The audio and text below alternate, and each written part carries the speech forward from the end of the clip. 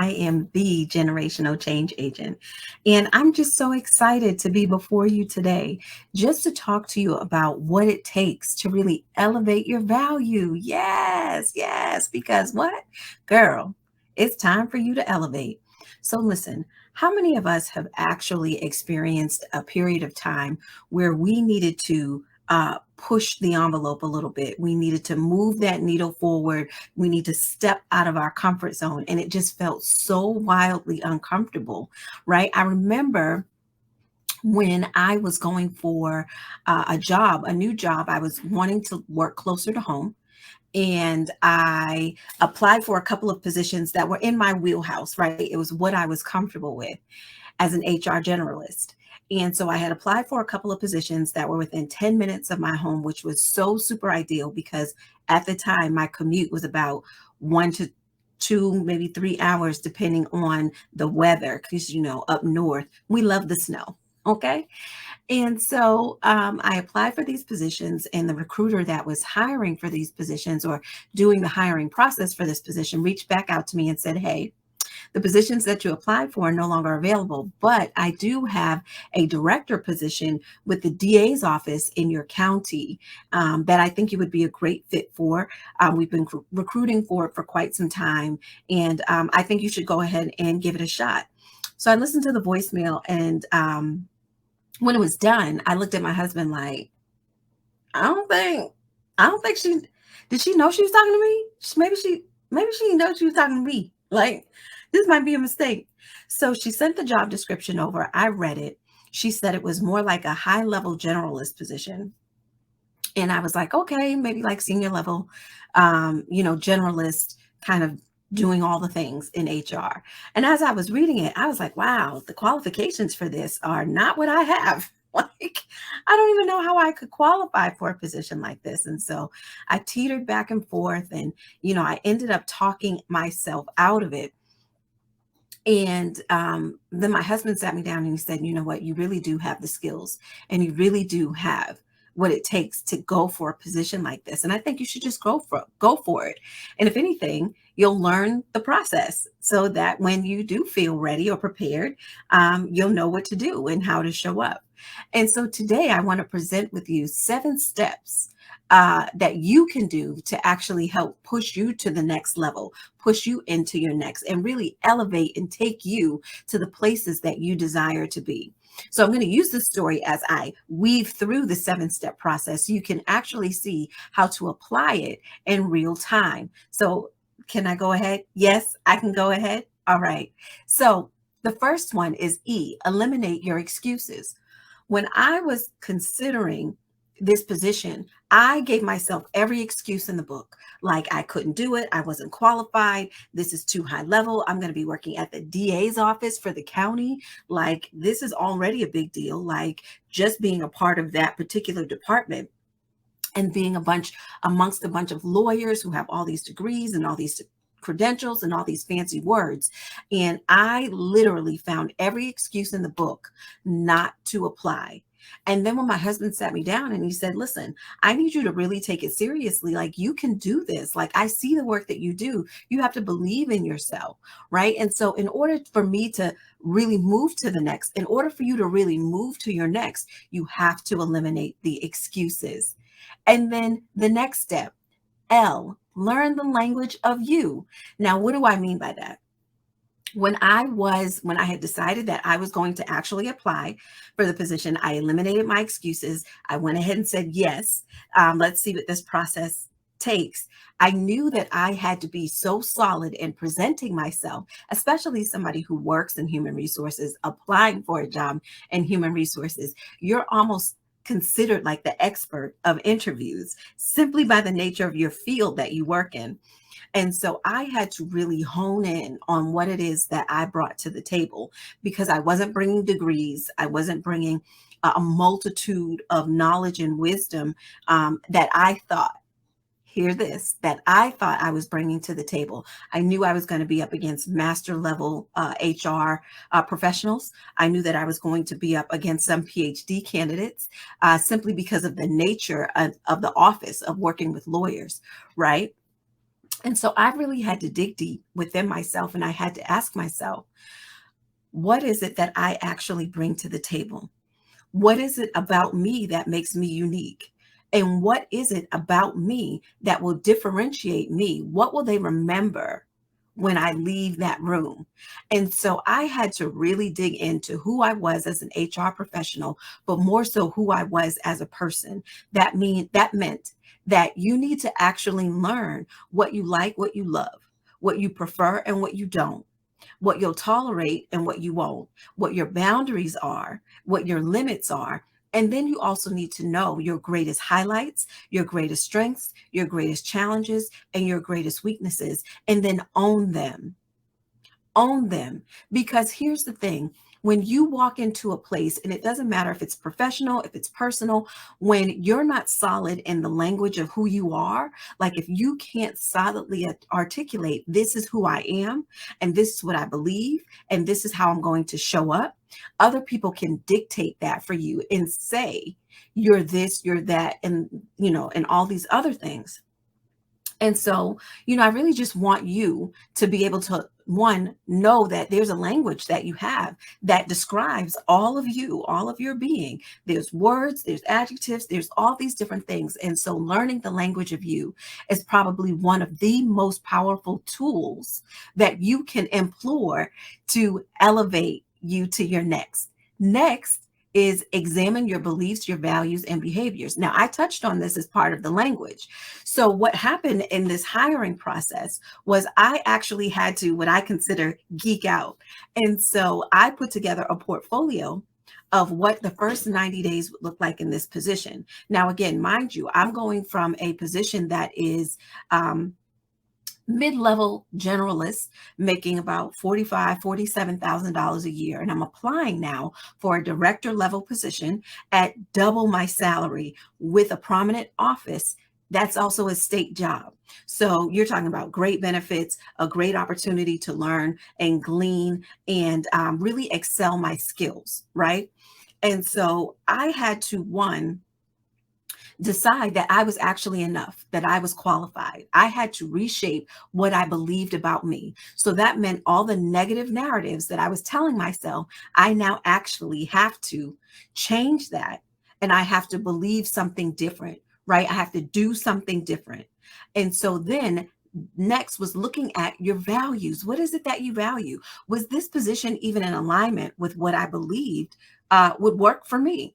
So even when, and I'm talking in a professional sense, but I really want you to put this in a personal sense. What are some of the things that you're doing? Who are some of the people that you're in a relationship with? What are some of the things that you desire in life? Are they something that you actually value, or are you trying to live up to the expectations and standards that other people are placing on you? And then lastly, your behavior. Does your behavior align with what you believe and what you value? So if I'm saying that I am enough, I am qualified, I can get this job, I value the purpose and the mission of this department, and it's in alignment with who I am, because fairness is actually one of my core values. So working for the DA's office, you believe that there's some level of fairness there. So it's aligning up with my core values. And then if I show up in the interview and I'm just like shoulders slunk, I don't really believe in myself, I'm not really articulating, I'm not enunciating, I'm not showing that I actually want this job, I'm not enthusiastic, I'm not really presenting my personality, then they're going to be like, oh, well, this is inconsistent. This is not congruent with what we're looking for. So in elevating who you are and taking yourself to the next level, it does require you to examine your beliefs, your values, and your behavior. Next is vacate Victimville. So I have a really good friend, and this is actually kind of like her slogan, and I love it because we often put ourselves in these woe is me. We wallow a little bit. Why is this happening to me? Why can't I get the next? Why isn't this happening? Why is this happening for them and not for me? And we put ourselves in a place of victimization, like nobody else is victimizing us. We're actually putting ourselves there. We've moved in, we've unpacked, and we got real comfortable with being a victim of why is this always happening to me? And one thing you can't do when you're a victim is elevate. You're always going to have to stay in a place of substandard, subpar, living. Your quality of life will just not be the same as what you desire it to be. You have the key to actually unlocking yourself, moving out, packing up, get your things, and move out from Victimville and move into victory land. Amen, somebody. Amen, somebody. Because you don't have to stay there. You don't have to be the victim. I could have stayed at this job that I had been with for 5 years. At the time, the boss wasn't really allowing me to progress in my field, because there was only really two positions within that department, mine and hers.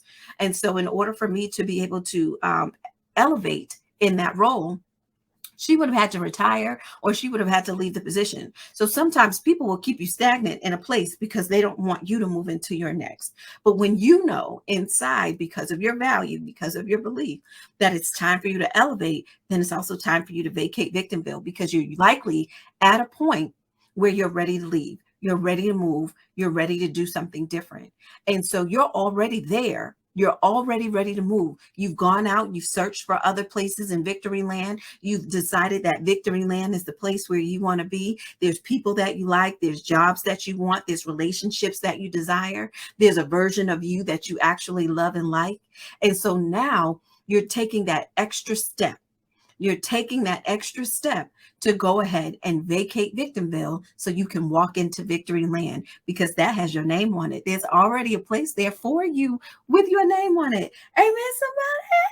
Amen, somebody. All right. Next, you want to align with the truth of who you are, of where you want to go, of what your desires are. Sometimes we will shortchange ourselves, and we will say, oh, we're not, ready for, we're not, this isn't for me, not quite yet, almost there, maybe sort of, shoulda, coulda, wouldas, right? We have all these different, back to eliminating your excuses, right? That's not the truth of who you are. That's not the truth of who you were designed to be. That doesn't represent the skills, the gifts, the qualities, the talents that you actually possess inside of you. So align yourself with the greatness that you are. You are great. You were born to be great. And here's one of my favorite sayings, is no one can take your value. No person on this earth, no human being can take your value. You were actually born with it. You were born with value.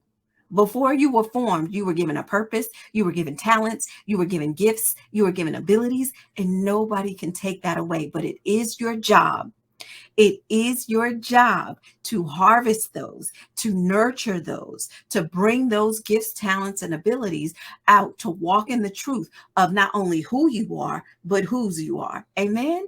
Amen. Yes. Because when you walk into the truth, nobody else can take it from you. Nobody can change it.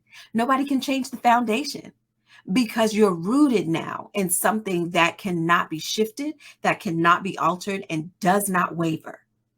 Does not waver at all. So align your truth with the greatness of who you were designed to be. And then T, trust the process. Now, I know this is cliche, and I know everybody's saying trust the process and trust the process and trust the process. Like everybody you keep hearing it. It's such a buzzword now, but honestly, it is the truth.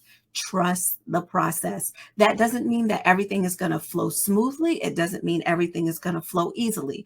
The process is designed to stretch you. The process is designed to grow you. The process is designed to challenge you to see more of what you're capable of.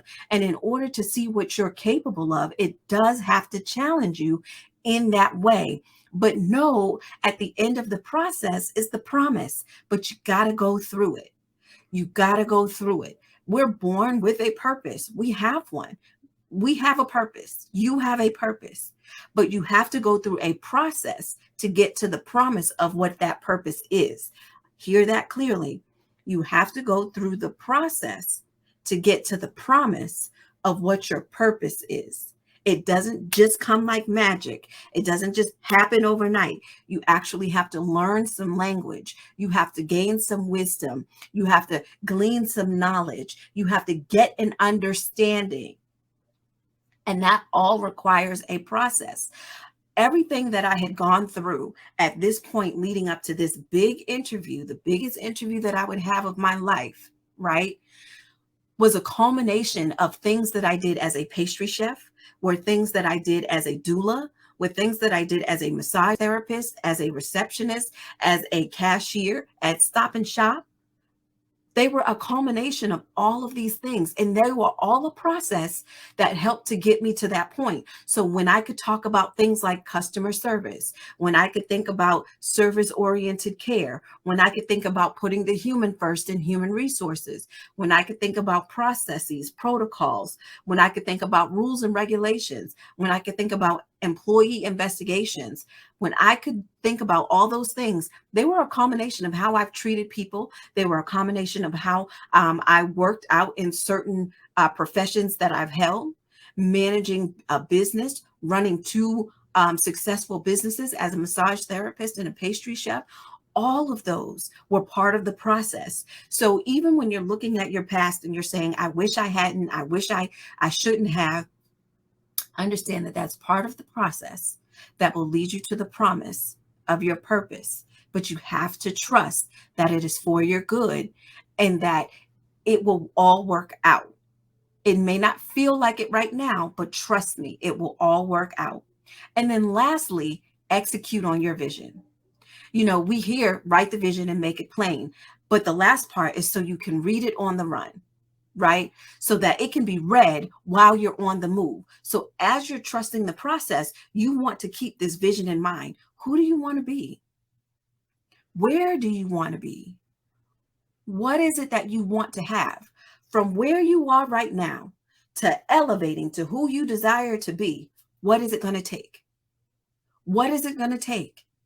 What excuses do you have to eliminate? What language do you have to learn? What beliefs and values and behavior do you have to examine? When are you going to move out of Victimville? When are you going to give the 30-day notice? Right? So you can align with the truth. And then you can trust that everything that you're going through, everything that you've been through is going to lead you and elevate you to exactly where you desire to be. And so the reasons why we have to go through this process of elevation, of to elevate these 7 steps is one, so you can elevate your voice. Your voice has the power to change the trajectory of so many things, not just your legacy, not just your bloodline, but of who you are and how you see yourself. One of the biggest things you can do with your voice is tell yourself a story that's not true. And then walk in that, walk in the untruth. But one of the best things you can do with your voice is unlock and unleash yourself so that you can walk in the power and the truth of who you are. You're already that person. It's just on the inside of you. You now have to speak it into existence. Second, you elevate your vision. You start seeing things differently, more opportunities. You start seeing more doors open. You start seeing more people speak life. You start seeing just a whole multitude of things shifting in the way that you see yourself and your value. Amen. Amen. And then because you're doing that, you automatically elevate your value. You start walking in the truth of how you were designed to be. You start walking in the truth of the assignment you were called to do. You start walking in your gifts, your talents, and abilities. You start changing lives. You start elevating. Amen. So let me just recap that for you. When you elevate your voice and your vision, you automatically elevate your value. And so I'm just here to tell you that even with that job, I was offered the job for double my salary with the title. And I beat out other people with master's degrees, PhDs, and I had an associate's degree. That's the kicker. I only had an associate's degree. So listen, it is time for you to elevate your voice, elevate your vision, and elevate your value because, girl, it is time to elevate. Listen, I am Ayana Henderson. I am the generational change agent. You can find me at Warrior Womanhood Coach on Instagram. And then please DM me the word elevate so that I can help take you to the next level. Amen, somebody? Amen, somebody. Listen, y'all, it has been an absolute pleasure. I have enjoyed my time with you, and I look forward to connecting with you offline. You all enjoy and have an amazing day on purpose. Talk to you soon.